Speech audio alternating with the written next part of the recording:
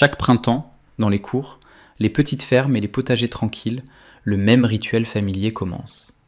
Un jardinier se promène entre les rangs alors que la saison semble encore pleine de promesses. Les tomates sont jeunes, les poivrons commencent tout juste à se tenir debout. Les feuilles de courge sont larges, douces et suffisamment vertes pour donner vie à tout le jardin. Puis les premiers signes apparaissent. Un trou dans une feuille de chou, une tige de poivron frisé, un plant de courge posé à plat sur le sol, coupé proprement près de la base, comme si quelque chose traversait le lit la nuit avec une petite lame. La plupart des jardiniers savent ce qui se passe ensuite. Ils fouillent les feuilles, trouvent quelques insectes et cherchent quelque chose dans une bouteille. Un spray est appliqué. Les dégâts ralentissent pendant quelques jours et le jardin se sent à nouveau en sécurité. Puis les ravageurs reviennent. Le même cycle se répète tout au long de la saison. Pulvériser, attendre, inspecter, pulvériser à nouveau. Le jardin survit, mais il ne semble jamais équilibré. Cela semble géré, interrompu et dépendant de la prochaine application. C'est ainsi que de nombreuses personnes ont appris à réfléchir à la lutte antiparasitaire. L'insecte apparaît en premier, le produit vient en deuxième position, le jardinier réagit en troisième. Mais dans les systèmes de jardin plus anciens, en particulier dans les communautés qui s'appuyaient davantage sur le sol, les habitudes et l'observation que sur les produits chimiques achetés en magasin, la lutte antiparasitaire a commencé bien plus tôt que cela. Cela a commencé avant l'arrivée du premier puceron. Cela a commencé avant que la teigne du chou ne trouve le chou frisé. Cela a commencé avant que le ver gris ne rampe dans le sol la nuit et n'atteigne la tige molle d'un plant. C'est ce qui rend l'approche de style Amish si intéressante. Le fait n'est pas que ces jardins soient dépourvus d'insectes. Aucun jardin vivant n'a d'insectes. Un jardin sans insectes n'est pas un jardin en équilibre. It is a place where part of the system has already been stripped away. The difference is that pests are not treated as the beginning of the story. Ils sont traités comme un signal du système. If aphids explode across the beans, something may be out of balance. If squash bugs take over the vines, the problem is not only the bug. If young transplants keep disappearing overnight, the answer is not always stronger poison. Sometimes the answer is a barrier so simple that most people overlook it. This is where the modern garden industry and the older garden logic begin to separate. L'industrie vend de l'intervention. Il attend que le problème devienne visible, puis propose un produit pour le supprimer. Ce produit peut fonctionner pendant un certain temps, mais il modifie rarement les conditions qui ont permis à l'épidémie de se produire au départ. L'ancienne méthode pose des questions différentes. Qu'est-ce qui a rendu la plante facile à attaquer? Qu'est-ce qui a rendu le ravageur facile à trouver? Qu'est-ce qui a rendu les insectes bénéfiques absents? Qu'est-ce qui a rendu le plant vulnérable pendant la semaine exacte où il ne pouvait pas encore se défendre?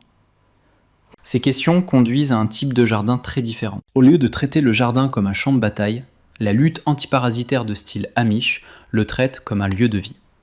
Le sol est renforcé pour que la plante pousse avec une meilleure structure. Les légumes sont mélangés avec des herbes et des fleurs, de sorte que les ravageurs ont plus de mal à suivre un signal clair. De petits habitats sont laissés aux coccinelles, aux chrysopes, aux carabes et aux guêpes parasites. Le jardinier parcourt les rangs chaque matin, non pas en panique, mais avec attention. Et lorsqu'une jeune plante est la plus vulnérable, elle bénéficie d'une protection qui ne coûte presque rien. Un petit anneau de carton autour de la tige. C'est la méthode du bâton dont parlent les gens, même si ce n'est pas vraiment un bâton du tout. Il ne s'agit souvent que d'un petit morceau de rouleau de papier toilette ou d'un tube d'essuie-tout légèrement enfoncé dans le sol afin qu'un ver gris rampant ne puisse pas atteindre la plantule au niveau du sol. Cela semble trop simple pour avoir de l'importance, mais les choses simples comptent lorsqu'elles sont placées exactement là où les dégâts se produisent. Un ver gris n'a pas besoin de manger la plante entière. Il lui suffit d'une nuit et d'une tige molle. Au matin, le plant est au sol et le jardinier accuse le temps, les racines faibles, les mauvaises graines ou la malchance. L'ancienne méthode ne chasse pas le ver gris après les dégâts. Il bloque le chemin avant que le ver gris n'y arrive. Cette petite différence explique tout le système. Le but n'est pas de tuer tous les insectes. Le but est de supprimer l'opportunité facile. Les plantes fortes sont plus difficiles à exploiter. Les ravageurs confus s'installent plus lentement. Les insectes bénéfiques contrôlent les épidémies. L'observation matinale détecte les problèmes avant qu'ils ne se multiplient. Et un bout de carton protège un plant pendant les quelques semaines où il ne peut pas se protéger. Vu de l'extérieur, rien de tout cela n'a l'air dramatique. Il n'y a pas d'étiquette brillante, pas d'odeur chimique et aucune promesse imprimée sur une bouteille. Il n'y a que du compost, des fleurs, des insectes, de l'habitude, de la patience et un petit collier autour d'une tige. Mais lorsque ces éléments s'assemblent, le jardin change. La lutte antiparasitaire devient moins une question de secours d'urgence qu'une question de conception. Le jardinier arrête de demander « Que puis-je pulvériser ?» et commence à demander « Quelles conditions ont permis à ce ravageur de prendre le contrôle ?» C'est dans cette question que commence l'histoire la plus profonde. Parce qu'avant les plantations compagnes, les cultures pièges, les promenades matinales, les pulvérisations d'ail ou les colliers en carton, la première couche de résistance aux ravageurs commence sous la plante elle-même. Cela commence dans le sol. Une plante poussant dans un sol appauvri peut encore paraître vivante, mais elle pousse souvent avec des tissus plus mous, des parois cellulaires plus faibles et une nutrition inégale. Il peut être plus vulnérable au stress, plus attrayant pour certains ravageurs, et plus lent à se rétablir une fois que les dégâts d'alimentation commencent. Cela ne veut pas dire que chaque attaque d'insectes est la faute du jardinier. La météo compte, les cycles des ravageurs sont importants, le paysage environnant compte. Même un jardin bien géré peut subir des dégâts lors d'une saison difficile. Mais le principe reste important. Une plante saine n'est pas seulement plus grande qu'une plante faible, il est souvent plus difficile à exploiter. Lorsque les minéraux sont disponibles dans un bon équilibre, la plante peut construire des feuilles plus fortes, des tiges plus robustes et des racines plus résistantes. Le calcium soutient les parois cellulaires. Le magnésium contribue à alimenter la photosynthèse. Le potassium régule le mouvement de l'eau et le transport interne. Les oligoéléments influencent les enzymes et les voies de défense, invisibles à l'œil nu, mais essentielles à la réponse de la plante. C'est là que la lutte antiparasitaire devient plus intéressante qu'une bouteille sur une étagère. La plante n'est pas passive. Il ne s'agit pas simplement d'attendre d'être mangé jusqu'à ce que le jardinier arrive avec un spray. Il possède ses propres défenses, mais ces défenses nécessitent de l'énergie, des minéraux, de l'eau et un système de sol vivant capable de fournir des nutriments au bon moment. C'est pourquoi de nombreux jardins de style Amish commencent chaque saison non pas avec un plan antiparasitaire, mais avec un plan du sol. Le compost est épandu avant la plantation. Le fumier vieillit et renvoyé dans les lits.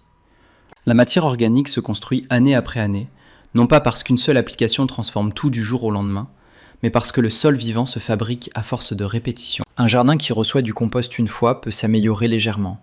Un jardin qui reçoit du compost chaque année commence à changer de caractère. Le sol retient l'eau plus longtemps après la pluie. Il s'effrite au lieu de se compacter. Les vers de terre apparaissent là où le sol semblait autrefois sans vie. Les racines se déplacent plus facilement dans le lit et les plantes récupèrent plus rapidement après des dommages causés par la chaleur, le vent ou une alimentation légère. Ce n'est pas dramatique comme un spray semble dramatique. Une bouteille donne l'impression d'une action, car le jardinier peut la voir immédiatement se produire. La construction du sol est plus lente, plus silencieuse et moins satisfaisante sur le moment.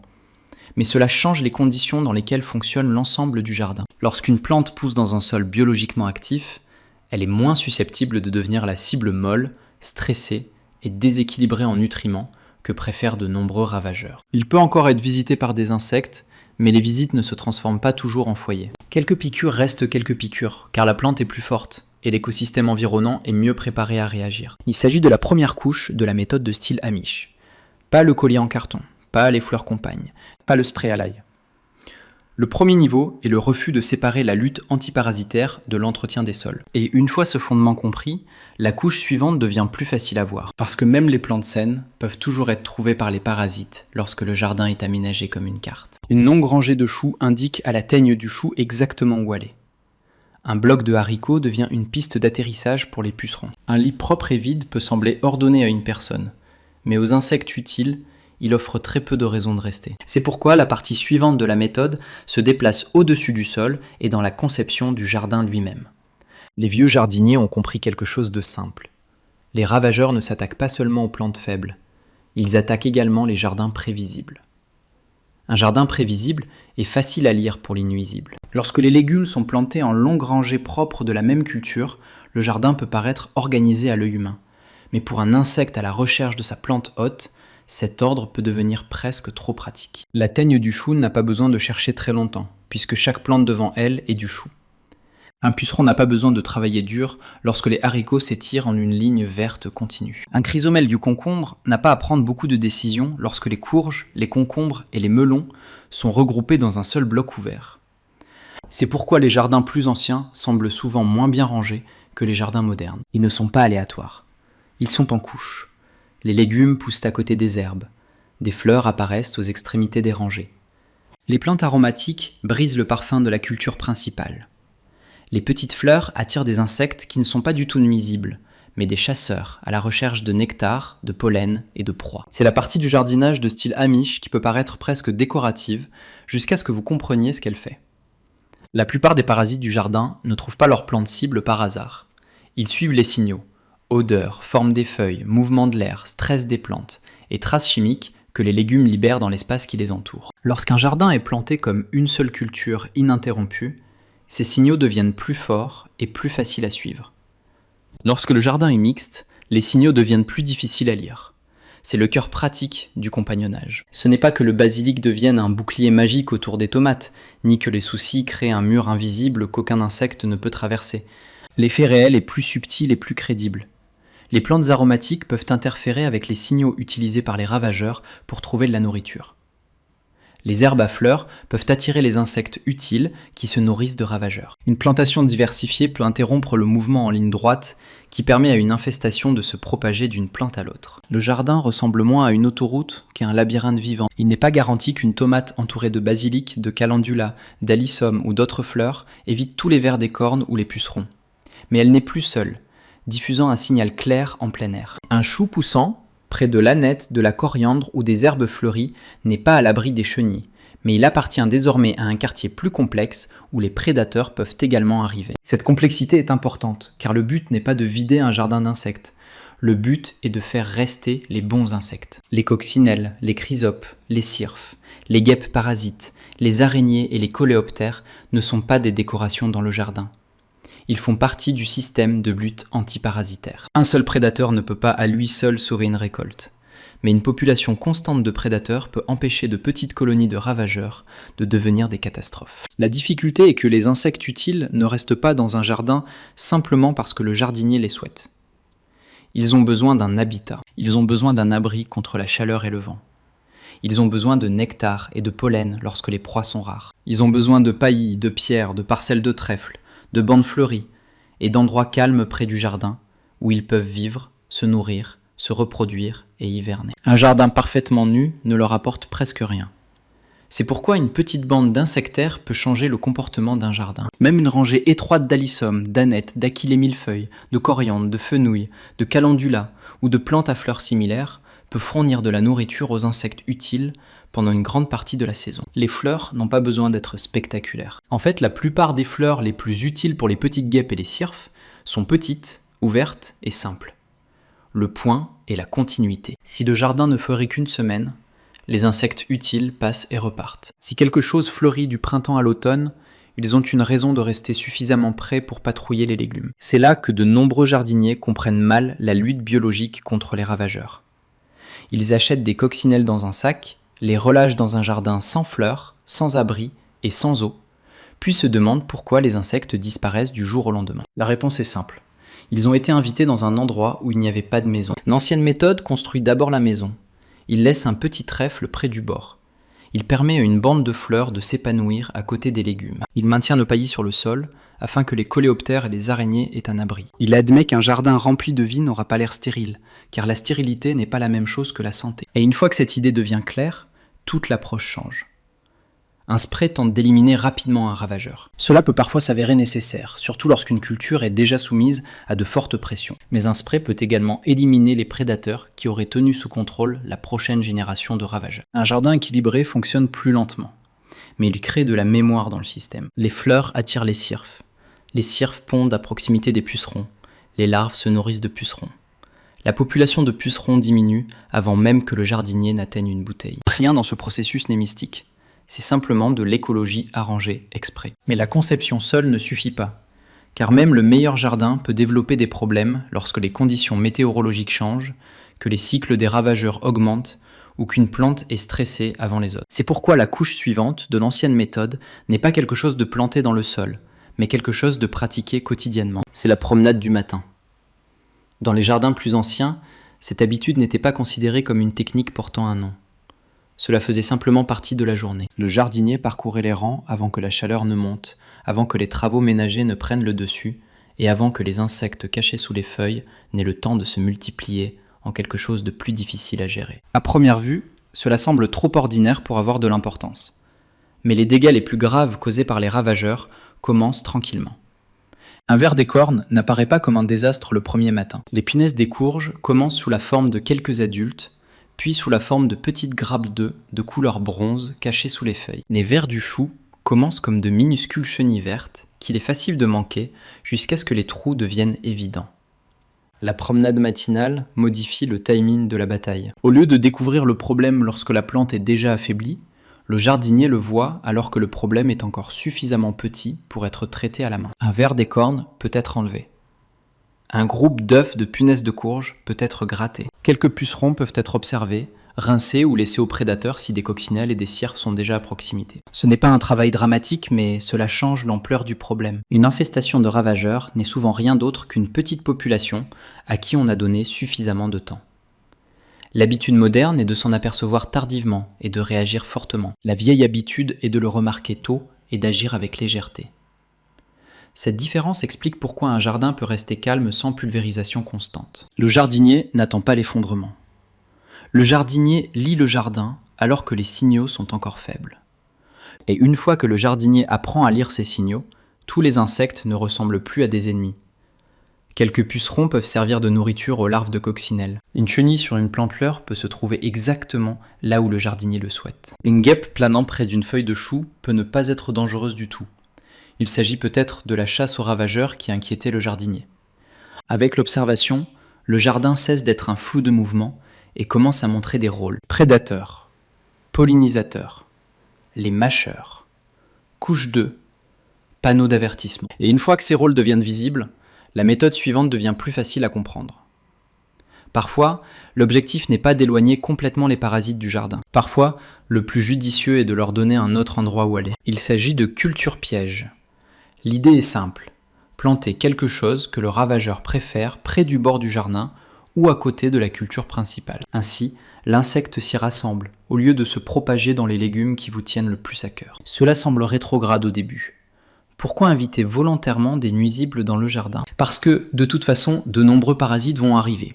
Le choix n'est pas toujours entre les parasites et l'absence de parasites. Parfois, le véritable choix se situe entre des ravageurs dispersés partout et des ravageurs concentrés en un seul endroit où ils peuvent être combattus. Les pucerons se rassemblent souvent en grande quantité sur les capucines, ce qui les rend utiles comme drapeaux d'avertissement vivants à proximité des haricots, des poivrons ou des crucifères. Les altises peuvent se déplacer vers les radis ou les feuilles de moutarde avant d'endommager les aubergines et les jeunes parents du chou. La courge blouebarde a longtemps été utilisée par les jardiniers comme leurre pour certains ravageurs de la courge, car elle peut détourner la pression des plants de courge, de concombre ou de citrouille plus appréciés. Aucun de ces exemples ne doit être traité comme de la magie. Une culture piège n'est pas un sortilège, et elle ne fonctionnera pas de la même manière dans tous les jardins, dans tous les climats ou dans toutes les saisons. Il doit être planté au bon moment, suffisamment près pour avoir de l'importance, et surveillé attentivement. S'il est complètement ignoré, il peut devenir une pépinière pour les ravageurs même qu'il est censé concentrer. Mais lorsqu'elle est bien gérée,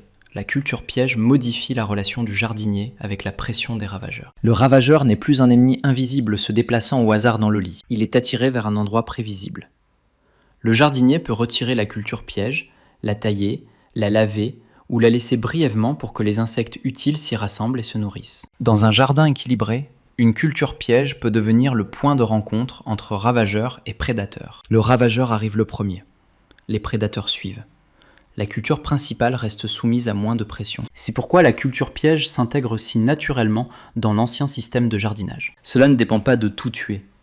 Cela dépend de la compréhension des préférences, du timing et du mouvement. Le jardinier aménage le jardin de manière à ce que les insectes fassent ce qu'ils étaient déjà enclins à faire, mais dans un endroit où les dégâts sont moins importants. C'est toute la différence entre combattre la nature et la réorienter. Un jet interrompt. Une culture piège redirige. Une promenade matinale évite que tout retard ne se transforme en désastre. À présent, la tendance est claire. La méthode de style Amish n'est pas une astuce secrète. Il s'agit d'un système à plusieurs niveaux construit à partir de petites décisions qui réduisent les chances de contrôle des ravageurs. Un sol sain renforce la plante. La plantation mixte rend le jardin plus difficile à lire. Les fleurs et l'habitat maintiennent les prédateurs à proximité. L'observation quotidienne détecte très tôt les ennuis. Les cultures pièges éloignent la pression du centre. Et pourtant, même avec tout cela en place, Il y a un moment dans la vie d'une plante où elle est encore presque impuissante. Les premières semaines après le repiquage. À ce stade, la tige est molle, les racines sont peu profondes et la plante n'a pas encore acquis la force nécessaire pour se remettre d'une blessure. Un seul insecte qui se nourrit la nuit peut détruire des semaines de semis minutieux avant même que le jardinier ne sache ce qui s'est passé. C'est là qu'apparaît la plus petite méthode de tout le système. Un morceau de carton.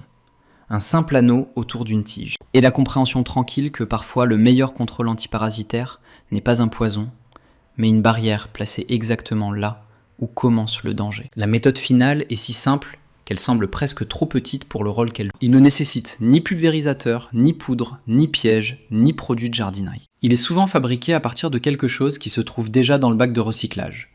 Le tube en carton d'un rouleau de papier toilette, ou un petit morceau découpé dans un rouleau d'essuie-tout. Placé autour d'un plant, il devient un collier. Et pendant les premières semaines fragiles de la vie d'une plante, ce collier peut faire la différence entre une greffe qui disparaît du jour au lendemain et une autre qui survit assez longtemps pour devenir forte. Le danger qu'il bloque est le ver gris. Les vers gris sont les larves de certains papillons nocturnes et se nourrissent souvent près de la surface du sol la nuit. Un jardinier ne les verra peut-être jamais travailler, car le matin, le mal est déjà fait. Le plant qui paraissait sain au coucher du soleil repose à plat sur le sol. Sa tige coupée près du sol, aussi proprement que si elle avait été coupée avec une lame. C'est pourquoi les dommages causés par les vers gris semblent si mystérieux aux nouveaux jardiniers. Il n'y a pas d'essaim d'insectes sur les feuilles. Il n'y a pas de mastication évidente sur la plante. Il n'y a qu'une jeune greffe de tomates, de poivrons, de choux ou de fleurs couchées sur le côté, et un jardinier se demandant si le vent, l'arrosage ou le semis lui-même était à blâmer. Le collier en carton résout le problème en changeant le point de contact. Lorsque le plant est transplanté, un petit anneau en carton est placé autour de la tige. Une partie de l'anneau est légèrement enfoncée dans le sol, tandis que le bord supérieur reste au-dessus de la surface. Le ver gris qui se déplace sur le sol la nuit atteint la barrière au lieu de la tige molle. Rien n'est empoisonné, rien n'est pulvérisé. Aucune population d'insectes n'est éliminée sur l'ensemble du lit. Le collier supprime simplement les risques de dommages pendant la courte période pendant laquelle la plante est la plus vulnérable. C'est pourquoi le timing est important. Un jeune plant a une tige tendre. Il n'a pas encore durci. Il ne peut pas se permettre de perdre ne serait-ce qu'une seule bouchée à la base, car la plante entière dépend de cette connexion étroite entre la racine et la feuille. Mais au bout de plusieurs semaines, la tige devient plus dure. La plante s'ancre plus profondément, élargit son système racinaire, et devient beaucoup moins vulnérable au type d'alimentation nocturne qui détruit les minuscules greffes. Le collier en carton est temporaire de par sa conception. Il protège la plante pendant qu'une protection est nécessaire, puis il se ramollit, se décompose, et devient lentement partie intégrante du sol. Il n'y a pas de plastique à enlever, pas de piquet métallique à ranger, pas de résidus chimiques laissés. Le matériau fait son travail et disparaît dans le système. C'est l'élégance de la méthode. Il ne cherche pas à dominer le jardin. Elle n'intervient qu'à l'endroit précis où la plante vivante est la plus faible. C'est pourquoi la bague en carton se situe à la fin de l'histoire plutôt qu'au début. En soi, cela peut ressembler à une petite astuce astucieuse. Utile peut-être, mais petit. Mais après avoir vu l'ensemble du système, sa signification change. Cela devient le symbole d'une façon différente de penser. L'approche moderne attend souvent que les dégâts deviennent visibles pour ensuite recourir à une intervention plus forte. L'ancienne approche se demandait où commencent les dégâts, quand la plante est la plus exposée, et comment le problème peut être évité avec le moins de perturbations possible. Un collier en carton autour d'un plant est une lutte antiparasitaire réduite à sa forme la plus simple. Pas de force, mais du placement. Pas de destruction, mais du timing. Pas un produit, mais attention. Et une fois ce principe compris, le reste de la méthode de style Amish commence à ressembler moins à une collection d'astuces séparées qu'à une conception continue. Le sol se construit avant que la plante ne soit attaquée. Les fleurs sont plantées avant que les prédateurs ne soient nécessaires. Le jardin est mélangé avant que les parasites puissent suivre un signal direct. La promenade matinale a lieu avant qu'un petit problème ne se transforme en épidémie. La culture piège est placée avant que la culture principale ne soit submergée. Et le collier en carton est fixé avant que le ver gris n'atteigne la tige. Tout se passe avant la crise. C'est la vraie différence. Un jardin géré uniquement par pulvérisation réagit toujours à ce qui ne va pas. Un jardin géré de manière planifiée façonne discrètement les conditions qui décident si le problème devient grave en premier lieu. Cela ne veut pas dire que les sprays ne sont jamais utilisés. Cela ne veut pas dire que les insectes ne causent jamais de dégâts. Et cela ne signifie pas que toutes les anciennes méthodes fonctionnent parfaitement dans tous les climats, tous les sols ou toutes les saisons. Un jardin vivant est trop complexe pour ce genre de certitude. Mais le principe tient. Plus le jardin devient un système équilibré, moins le jardinier dépend des produits d'urgence pour le sauver. C'est pourquoi ces connaissances ne s'intègrent pas facilement dans le modèle commercial. Une bouteille peut être marquée, expédiée, exposée et vendue chaque saison. Une habitude ne le peut pas. Une promenade matinale ne peut pas. Un carré de fleurs pour les cirfes. Une bande de trèfle pour les coléoptères. Une rangée de radis pour les altises. Et un anneau de carton autour d'un semis ne crée pas le même type d'achat répété. Il crée des compétences. Et la compétence est silencieuse. Cela ne crie pas d'une étiquette. Cela ne promet pas un contrôle instantané. Il ne demande pas au jardinier de croire que tout insecte est un ennemi ou que tout problème nécessite un achat. Il demande quelque chose de plus lent et de plus précieux. Observation, patience. Et une volonté de voir le jardin comme un système vivant plutôt que comme un lieu où les problèmes sont résolus une bouteille à la fois. C'est ce que nous rappelle le jardin de style Amish. La lutte antiparasitaire n'est pas l'absence d'insectes, c'est la présence de l'équilibre. C'est le sol suffisamment solide pour faire pousser des plantes résistantes, les fleurs suffisamment généreuses pour nourrir les prédateurs, le jardinier suffisamment attentif pour remarquer les œufs avant qu'ils n'éclosent, et la simple barrière placée autour d'un plant avant l'arrivée de la mangeoire nocturne. Alors la prochaine fois qu'un jeune transplant sera mis en terre et que la saison semble encore fragile, regardez le petit tube en carton que la plupart des gens jettent. Cela ne ressemble peut-être pas à une protection. Cela ne ressemble peut-être pas à une lutte antiparasitaire. Cela ne ressemble peut-être pas à quelque chose d'assez puissant pour avoir de l'importance. Mais placé autour de la tige au bon moment, il devient quelque chose de très différent. Une frontière. Un abri. Un morceau tranquille de vieille intelligence de jardin, se tenant entre une plante vulnérable et la seule morsure qui pourrait y mettre fin avant qu'elle ne commence. Car ce qui ressemble à un morceau de carton est peut-être encore le début d'un jardin qui n'a plus besoin de vivre de la bouteille.